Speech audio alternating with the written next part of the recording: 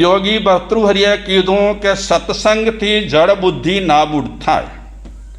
મારી કે તમારી સત્સંગ કરતાં કરતાં પ્રવચનો સાંભળતા સાંભળતા જળ બુદ્ધિ નાબૂદ ન થઈ હોય અને એની એ જડતા આપણામાં હોય તો એમાં સત્સંગનો બિલકુલ દોષ નથી. એમાં દોષ હોય તો કોનો છે? આપણો છે. વાચી સત્યમ. બીજી વાત કરે છે આ શ્લોકમાં કે વ્યક્તિ સતત સત્સંગ કરતો રહે તો સતત સત્સંગ કરતાં કરતાં એની ભાષામાં સત્યતા આવે છે. જૂઠું જરાય ન બોલે. જે દિલમાં હોય તે જીભ પર આવે. એટલે જરા પણ માયા ન કરે. સત્સંગનો આ બીજો ફાયદો, જબાન એની સાચી બની જાય. ત્રીજો ફાયદો, માનો નતી દિશતી પાપ મપા કરોતી. ઘણા બધા પાપો ભેગા થઈ ગયેલા હોય એ પાપો પણ સત્સંગ કરવાથી દૂર થઈ જાય છે, વિખરાઈ જાય છે, મટી જાય છે. સત્સંગમાં એટલી તાકાત રહેલી છે. ચેત પ્રસાદયતિ દીક્ષિત તનોતી કીર્તિ. માણસની કીર્તિ ચારે દિશામાં ફેલાય છે. જે સત્સંગી માણસો રહેલા હોય અને એકદમ ઘણાડૂબ સત્સંગ કરતા હોય એમની કીર્તિ પણ શુદ્ધ રહેલી હોય, સ્વચ્છ કીર્તિ રહેલી હોય અને એ કીર્તિ ચારે દિશાઓમાં દિગંતોમાં ફેલાયેલી હોય. આજે જે મહાપુરુષો સત્સંગ કર્યો અને ઉચ્ચ શિખર સર કર્યા એ બધા મહાપુરુષોની કીર્તિ આજે એકદમ ચારે બાજુ ફેલાયેલી છે. તો સત્સંગનો આ પ્રભાવ છે. છેલ્લે યોગી ભર્તૃહરિ કહે છે, સત્સંગતિ કથય કિમ ન કરોતિ પુંસામ. જે વ્યક્તિ, જે માણસ સત્સંગ કરે છે તેને કેવા કેવા ફળ મળે છે એ તો કહી શકાય તેમ નથી. એટલા સત્સંગના ફળ રહેલા છે. એક સરસ મજાની વાત કરે છે એક દુહામાં કે એક પલ્લામાં સ્વર્ગના બધા સુખો મૂકવામાં આવે અને અપવર્ગના પણ બધા સુખો મૂકવામાં આવે અને બીજા પલ્લામાં કેવલ સત્સંગ રહેલો હોય. તો બેમાંથી પલ્લો કયો નમેલો હોય? નમેલો હોય ને. સર્વ સ્વર્ગ અપવર્ગ સુખ ધરીએ તુલા. એનો ડુહો પણ છે. સર્વ સ્વર્ગ અપવર્ગ સુખ ધરીએ તુલા. એક અંગ એટલે એક પલ્લામાં, તુલા એટલે ત્રાજવો. સ્વર્ગ અને અપવર્ગના બધા સુખો રાખવામાં આવે. ન આવે સકલ મિલી, ન આવે સકલ મિલી જો સુતલવ સત્સંગ. સુતલવ, લવ એટલે થોડું. જે વ્યક્તિ હૃદયપૂર્વક થોડા સમય માટે સત્સંગ કરેલો હોય એ સત્સંગના સુખ સામે સ્વર્ગ અને અપવર્ગના સુખ કોઈ વિસાતમાં નથી, એમ કહે છે. આ બધી જે વાતો છે ને અનુભવ સિદ્ધ વાતો છે. કોની છે? જેની તેની નથી. જેમણે અનુભવેલું છે એમણે કીધું છે કે સત્સંગનો આ ફળ રહેલો છે. બીજી એક વાત કરી છે, સત્સંગ કી આધી ઘડી સુમરન વર્ષ 50. સત્સંગની એક અડધી ઘડી, સુમરન વર્ષ 50 અને 50 વર્ષ સુધી આપણે નવકાર મંત્રનું સ્મરણ કર્યું હોય, કોઈ પણ મંત્રનું સ્મરણ કર્યું હોય યા તો ભગવાનનું મંત્રનું સ્મરણ કર્યું હોય. એક તરફ સત્સંગની અડધી ઘડી અને બીજી તરફ 50 વર્ષ સુધી નામ જપ કર્યા હોય. કવિ કહે છે, વર્ષો વર્ષે એક ઘડી. વરસાદ એક જ ઘડી વરસે એટલે કેટલી મિનિટ? 24 મિનિટ વરસે. આખા વર્ષનું પાણી આપી દે ને. ડેમ છલકાઈ ગયા, તળાવ છલકાઈ ગયા, નદીઓ બે કાંઠે આવી ગઈ. આ અડધી ઘડી કે એક ઘડીમાં એ મેઘરાજાએ પૂરું કરી દીધું. અને કવિ કહે છે કે એટલું જ પાણી રેન્ટ મારફતે કૂવામાંથી બહાર કાઢવામાં આવે એટલું નીકળી શકે? હા, રેન્ટ ફીરે 12 માસ. એ રેન્ટ કદાચ 12 માસ સુધી ફરે ને, 12 મહિના સુધી, તો પણ એટલું પાણી ન પહોંચાડી શકે. આ દાખલા આપી કરી અને સત્સંગનો મહિમા બતાવે છે કે અડધી ઘડી વ્યક્તિ સત્સંગ કરે અને 50 વર્ષ સુધી માણસ નામ જાપ કરે. એ અડધી ઘડી સત્સંગ નામ જાપ કરતાં પણ વધી જાય છે એમ કીધું. કઈ રીતે? તો દાખલો આપ્યો કે એક ઘડી કે 24 મિનિટ કે થોડો સમય વરસાદ વરસે 1 વર્ષનું પાણી આપી દે ને, અને રેન્ટ 12 માસ ચાલુ રાખીએ તો પણ એ પાણીનો ફેલાવો કેટલો કરી શકે? તો સત્સંગનો મહિમા ગાતાને કહે છે કે સત્સંગમાં આટલી તાકાત રહેલી છે. જે નામ સ્મરણથી માણસને ફાયદા ન થાય એનાથી પણ વિશેષ વ્યક્તિને સત્સંગથી ફાયદા થાય છે. હું એક દ્રષ્ટાંતથી તમને એ વાતને સમજાવવા કોશિશ કરું. કોઈ ગામમાં એક ઠાકોર હતા. એ ઠાકોર પાસે જાનવરો બહુ હતા અને વાછરડા પણ ઘણા હતા. તો ઠાકોર પાસે એક બાળક આવ્યો. એ બાળક કહે છે મને કામે રાખશો? એટલે ઠાકોર પૂછે છે કે તારો પરિવાર? તો એ છોકરાએ કીધું કે હું તો અનાથ છું, નથી માં, નથી બાપ, નથી ભાઈઓ, નથી બહેનો, એકલો જ છું, અનાથ છું. ઠાકોર કહે ઠીક, રહી જા અહીંયા કામ માટે, તારે બીજું કાંઈ કામ ન કરવાનું. મારા વાછરડા છે ને, એ વાછરડા તારે સીમમાં લઈ જવા, 4 વાર પાછું આવી જવું. તને સૂવા માટે જગ્યા આપીશ, મારા ઘરમાં જ ખાવા માટે ભોજન આપીશ, પહેરવા માટે કપડાં આપીશ, રહી જા. છોકરો રહી ગયો, અનાથ હતો ને, એને ખાવાનું મળે, કપડાં મળે, આરામ કરવા ઘર મળે તો બસ છે. એ રોજ વાછરડા ચરાવવા જાય, પાછો આવે, ભૂખ લાગી હોય એટલે ખાઈ લે. રોજનું કામ, પૈસા નથી મળતા, ગુજરાન ચાલે છે સરસ રીતે. એક દિવસે ગરમી હશે, છોકરો વાછરડા ચરાવી કરી અને ઘરે આવ્યો. તરસ પણ લાગી હતી, જમવાનો પણ ટાઈમ થઈ ગયો હતો અને એને પોતાને પણ કકડતી ભૂખ લાગી હતી. એટલે બેઠો જમવા માટે. તો દાસીએ સૂકા રોટલા એને આપ્યા.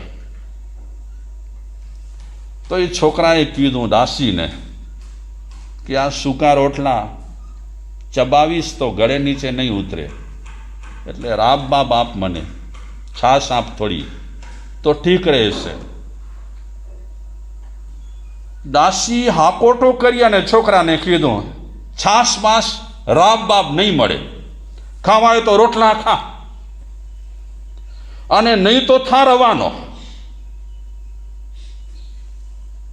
ઠાકોરે કીધું હતું દાસીને કે છોકરાની સંભાળ રાખવાની, બિચારો અનાથ છે.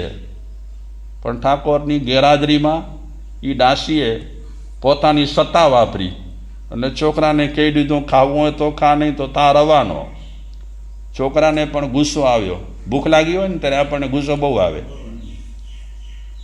ને. હા, ત્યારે સમયસર આપણને રોટલી બોટલી ન મળે, થાળી બાગ છૂટી ગા કરીએ ન કરીએ તો આપણે સારા. છોકરાને એટલો ગુસ્સો આવી ગયો કે આ દાસી મને એમ કે રવાનો થઈ ગયો રવાનો.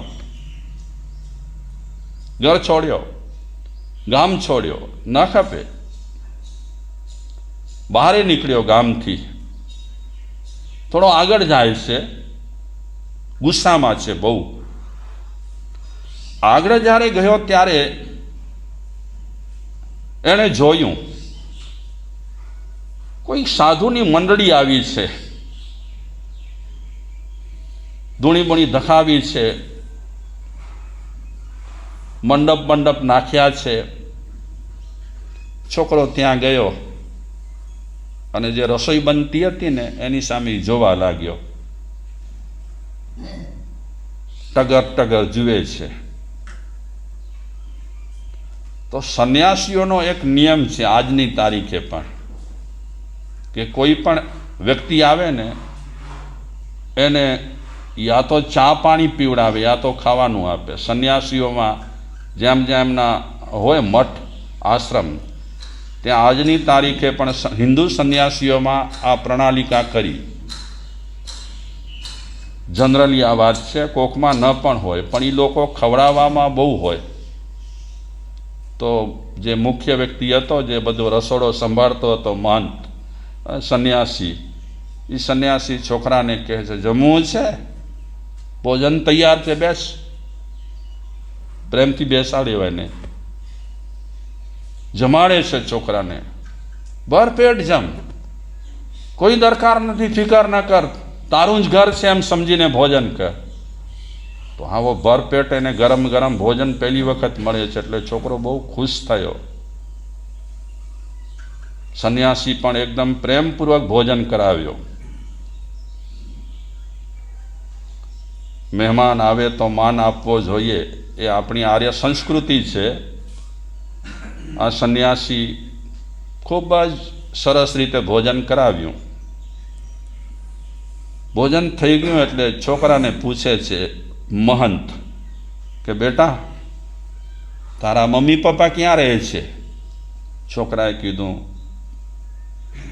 બાપજી, મારા મમ્મી પપ્પા કોઈ છે જ નહીં, કોઈ સગાવાલા નથી, કોઈ જ નથી મારું. મતલબ તું એકલો જ છે? કે હા, હું એકલો જ છું.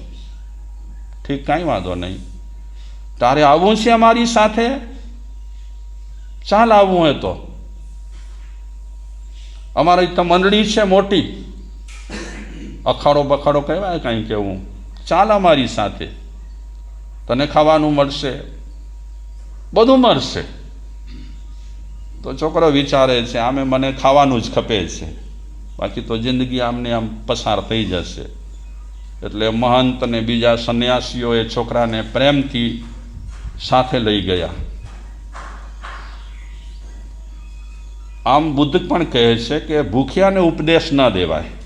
માણસના પેટમાં ભૂખ હોય ને ત્યાં સુધી એને ઉપદેશ દેવાય નહીં, અને ભૂખ્યાને ઉપદેશ દેવાય તો અસર એની ન થાય. આપણે ઉપવાસ કર્યો હોય તો અલગ વાત છે, એકાસણા કર્યા હોય તો અલગ વાત છે, પણ કકડીને ભૂખ લાગી હોય અને કોઈક ઉપદેશ આપે કે કર્મમાં જે લખેલું હોય તે થાય ને, ધર્મ આમ છે ને, ભગવાન આવા છે ને, ત્યારે ભૂખ્યા માણસને એમ જ થાય કે છોડને બાપા, હમણાં ધર્મ કર્મની વાતો, હમણાં તો શું ખપે છે, મને ખાવાનું ખપે છે.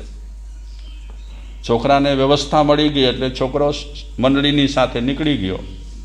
કોઈને પૂછવું તો છે નહીં. જે મહંત હતા એમણે વિચાર્યું કે છોકરો બહુ સારો છે, એ આગળ જતા સારો સાધુ બને એવો છે. તો મહંત એ છોકરાને કાશી મોકલાવે છે. ભણે છે છોકરો કાશીમાં, ખૂબ ભણ્યો, અને વર્ષો પછી જે મોટા મહંત હતા એ છોકરાને મંડલેશ્વર બનાવ્યો. મોટો થઈ ગયો, એમ જ્ઞાની થઈ ગયો, હોશિયાર થઈ ગયો. કઈક માણસોને સમજાવવા લાગ્યો એ છોકરો. એક દિવસે મોટા મહંતને જે છોકરો મંડલેશ્વર બન્યો છે એણે વાત કરી કે ગુરુજી, એક વખત મારા ગામે ચાલો ને, ગામ જવાની ઈચ્છા થઈ છે મને. તો મહંત કહે છે ચાલો. એ મોટા મહંત પોતાની મંડળીને લઈ આ મંડલેશ્વર પણ સાથે અને આવ્યા ગામમાં. લોકો ભેગા થયા, વાંચતે ગાજતે એમનું સ્વામયું કર્યું. લોકો ખમા ખમા કરવા લાગ્યા. પહેલાં ઠાકોર એને ખબર મળ્યા કે સાધુઓની મોટી મંડળી આવી છે. મંડલેશ્વર પણ એમની સાથે છે. કે ઠાકોર આવ્યા, બુઢા થઈ ગયા છે ઠાકોર, પગે લાગ્યા બધા સાધુઓને. પછી મંડલેશ્વરને વિનંતી કરે છે. ખબર નથી એ છોકરો મારે ત્યાં નોકરી રહી ગયો છે, વર્ષો નીકળી ગયા ને. ઠાકોરજી કહે છે મંડલેશ્વરને કે ઘરે પધારો, મારે તમને ત્યાં ભોજન કરાવવું છે મારા ઘરે. મંડલેશ્વરે આ પાડી એટલે બધા સાધુઓ એ ઠાકોરને ત્યાં ભોજન કરવા માટે ગયા. સરસ મહેમાન ગતિ કરી, સ્વાગત કર્યા, બેસવા માટે સરસ મજાના આસન આપ્યા. પછી ઠાકોરે બહુ મીઠાઈઓ તૈયાર કરી હતી, ઘણી સારી સારી. એટલે એક મીઠાઈ પોતે થાળીમાં લીધી. એમને ભાવના થઈ કે મંડલેશ્વરને હું મારા હાથે મીઠાઈ આપું. ભાગ્યશાળીઓ જો સત્સંગનો ફાયદો. અનાથ છોકરો હતો, અગર આમને આમ રખડત તો એની કાંઈ વેલ્યુ ન થાત. આ છોકરાઓનો સંપર્ક મહંત સાથે એટલે સાધુ સાથે થયો તો એ છોકરાનું આખું જીવન બદલાઈ ગયું. મંડલેશ્વરની પદવી મળી છે, બોલબાલા છે એની. અને ખુદ ઠાકોર આજે પીરસવા માટે મંડલેશ્વર પાસે જાય છે. થાળમાં મીઠાઈ છે. તો ઠાકોરને જોતા જોતા મંડલેશ્વરને હસવું આવી ગયું. ઠાકોર વિચારે છે કે કેમ મંડલેશ્વર હસ્યા, કોઈ અત્યારે કોઈ પ્રસંગ નથી હસવાનો. એટલે પીરસ્યું ખરું, જમણવાર પતી ગયો, દક્ષિણા બક્ષિણા આપવાના હતા એ પણ આપ્યા. જૈન સાધુઓની આવી ઝંઝટ હોતી નથી. તમે ઘણા સંન્યાસીઓ પાસે જાઓ, એમણે જે મર્યાદા બાંધી હોય એને ઓળંગી કરીને આગળ વધો ને ચીપીઓ મારે સીધો તળાવાળો. બહુ કડક હોય સ્વભાવના, જબરદસ્ત કડક રહેલા હોય. અને એની મોટા મોટા મહંતો રહેલી હોય, એની માંગો પણ ઘણી હોય. જૈન સાધુઓ માટે આમ જોવા જઈએ તો બહુ કાંઈ છે નહીં માંગો બાંગો હોય. કોઈ મોટા ધુરંધર એમની માંગો હોય, બાકી કાંઈ નહીં. બિસ્તરા પોટલા ઉપાડ્યા, એક ગામેથી બીજા ગામ ગયા, વ્યાખ્યાન ચાલુ કર્યું. 4 જણા સૂતા હોય, 14 જણા મોઢા ફેરવતા હોય અને વ્યાખ્યાન આપતા હોય. ચાલે બધું આવું. જૈન સાધુઓ પાસે બહુ નથી એટલી. જે છે આચાર્ય ભગવંતો એમની બોલબાલા હોય, બાકી બિચારા નાના સાધુ સાધ્વી રહેલા હોય એની કાંઈ વેલ્યુ ન હોય. ઘણા ન હોય એવું નહીં. આ મહંતો તો બહુ જબરદસ્ત રહેલા હોય, ગુસ્સો પણ એમનો એટલો રહેલો હોય. અને જે માંગણી કરે એ માંગણી પ્રમાણે મળે નહીં તો તરત જ બિસ્તરા પોટલા ઉપાડીને રવાના થઈ જાય, કાંઈ ગરજ પણ ન હોય. તો આ મંડલેશ્વર બેઠા છે, ઠાકોર સામે બેઠા છે. ઠાકોરજીએ પૂછ્યું મંડલેશ્વરને કે હું જ્યારે પીરસમાં આવ્યો ત્યારે તમે કેમ હસ્યા? એટલે મંડલેશ્વર કહે છે કે તમારે ત્યાં કોઈ છોકરો સર્વિસ કરતો હતો, જોબ કરતો હતો? હા, ઘણા વર્ષો પહેલાં જોબ કરતો હતો. કોણ હતો? કોણ? કે એ અનાથ હતો. શું કરતો હતો? એ શું જોબ? તમે એને શું કામ આપ્યું હતું? કે એ વાછરડા ચરાવવા જતો, ચરાવીને આવતો, એને ખાવાનું આપતા, વધ્યું ઘટ્યું હોય તે. મંડલેશ્વર કહે છે એ છોકરો પછી આવ્યો કે ના આવ્યો? બીજી વાર ગયો ઘરમાંથી, ગામમાંથી? ઠાકોરજી કહે છે નહીં, એ ગયો, પછી ક્યારે દેખાયો નથી. એટલે મલ્લેશ્વર પોતાની ઓળખાણ આપે છે, એ છોકરો એટલે હું પોતે છું, હું પોતે જ છું. માંગ મિલે ન રાબડી, કરું કહા લગી વર્ણન. હવે પોતાની સ્ટોરી ખોલી છે કે એક એવો સમય હતો ઠાકોર કે મેં રાબની અને છાશની માંગણી કરી હતી, અને તમારી દાસી ઘસી કરીને કહી દીધું કે રાબ છાશ નહીં મળે, ખાવું હોય તો આખા, નહીં તો થા રવાનો. સામેથી રાબ છાશ માગી હતી, તે છતાં પણ દાસીએ ના પાડી હતી. માંગ મિલે ન રાબડી, માગી હતી છતાં પણ મળી ન હતી. શું મળી ન હતી? રાબડી. કરું કહા લગી વર્ણન, હું ક્યાં સુધી બધી વિગતો કહું તમને. મોહન ભોગ ગલે में अटक्या, मोहन भोग गले में अटक्या, આ સંતો કી શરણ મેં. આજે મને જ્યાં જાઉં છું ત્યાં શું મળી રહ્યા છે? એવા સરસ મજાના સટરસ ભોજન મળે છે, મેવા મીઠાઈ મળે છે, મોહનથાળ મળે છે. એ ગલે અટકી જાય છે, મને હવે ભાવતા નથી. મારે ના પાડવી પડે છે કે હું મીઠાઈ ખાતો નથી. માણસો બળજબરીથી મને મીઠાઈ આપે છે. આ બધા જો ફાયદા થયા હોય, એક સમય એવો હતો કે માગ્યા છતાં રાબડી મળતી ન હતી, અને આજે સમય એવો આવી ગયો છે કે અનેક પ્રકારની મીઠાઈઓ અને સટરસ ભોજન મળે છે, તે છતાં મારે ના પાડવી પડે છે. આ બધો મહિમા હોય તો સંતોના શરણનો જ છે. એમની સાથે મેં સત્સંગ કર્યું, એમનો સંગ કર્યો, એમનો સાથ લીધો, એમનો ટેકો મળ્યો, તો આજે હું ક્યાંનો ક્યાં પહોંચી ગયો છું, મલ્લેશ્વર થઈ ગયો. અને તમારા જેવા ઠાકોર આમંત્રણ આપે, એકદમ ધૂમધામ સાથે પ્રવેશ કરાવે, સ્વાગત કરે, આ બધું જો પરિણામ હોય, આ બધા જો ફાયદા હોય, તો શેના રહેલા છે? સત્સંગના.